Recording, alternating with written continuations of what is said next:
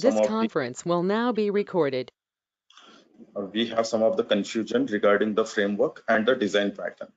When we talk about the framework, there are JUnit, TestNG. These are the frameworks. MS Test, NUnit, or unit test, PyTest. These are the framework. So if I would like to tell you in this way, so let's say if I can say the framework for Java, I can say TestNG, JUnit is a framework. For C#, I can say MS Test or NUnit is a framework. For Python, your unit test or PyTest is your framework. Okay, this is the framework for a specific language. Now, most of us, we said I worked on data-driven framework. Someone said I worked on a keyword-driven framework. Somebody says I worked on hybrid framework. Somebody says I worked on page object model framework. So very clear, these are not a framework, these are a design patterns. Okay, all below are the design patterns: data driven, keyword driven, hybrid, page object model. So there are different design patterns. Let's say I mentioned data driven, keyword driven, hybrid, page object model. Then there is TDD, then there is a BDD, then there is a UDD.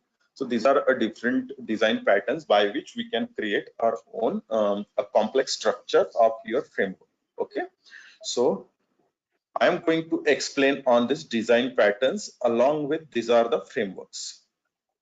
We are going to take a Java with any of these design patterns. So mostly in the industry, page object model is used. So page object model framework, which says, so there are two things in the page object model framework. So I will show you that too. Let's say this is my implementation and this is my execution.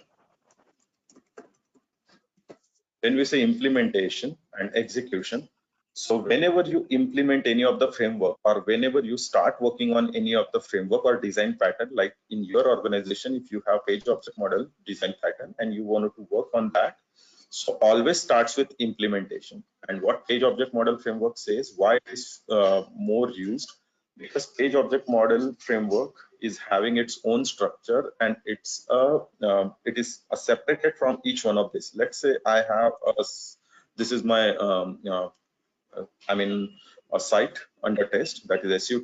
Okay, so this website we will do the automation today. So let's say this is my application under test. So this is my username, password, and confirm password. If I wanted to test this, so before that, when I start my automation, I can start identifying its locator. I'm not in detail about the locators and all. Okay, guys, please keep yourself on mute, please. Please, guys.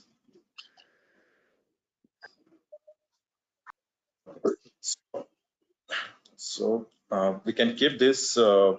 We identify this locator first, that is username, password, confirm password, and your submit or login button. That is my first job. That is my locators.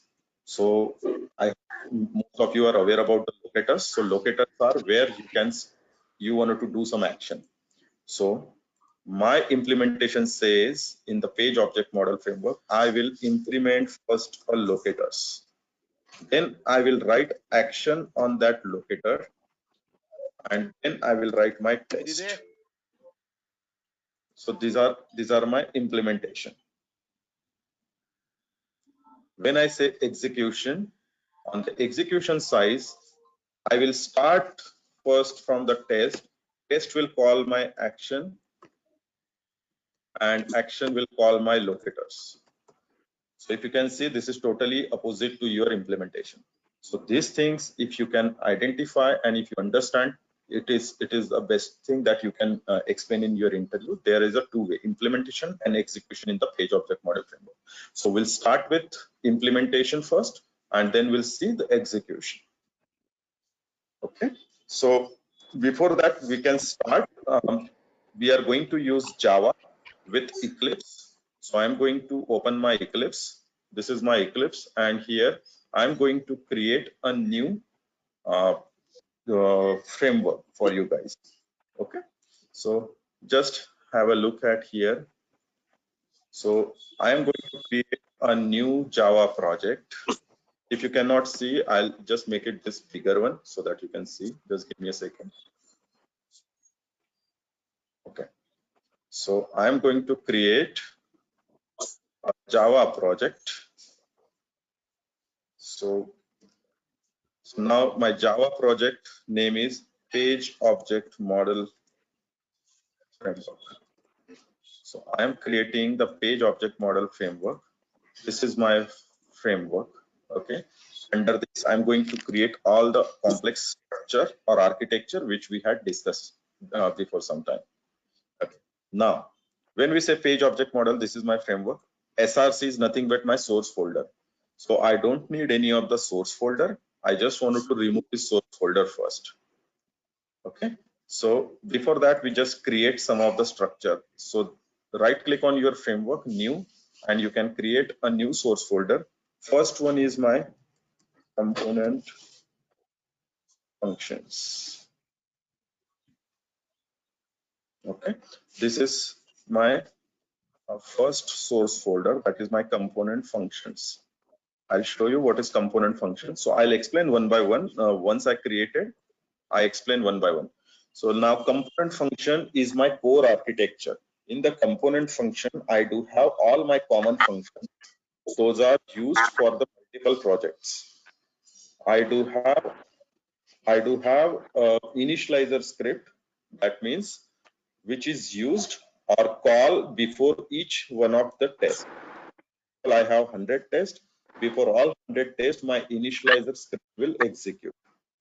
That is my initializer function. Again, I repeat, component function is common to all of your applications.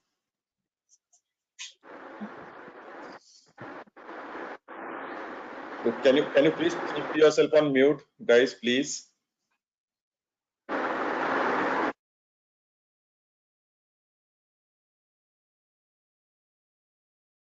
Okay, so this is your component function. Now within a component function, I do have my common functions. I do have my initializer script. So I am going to create that later on. Now this is my core architecture.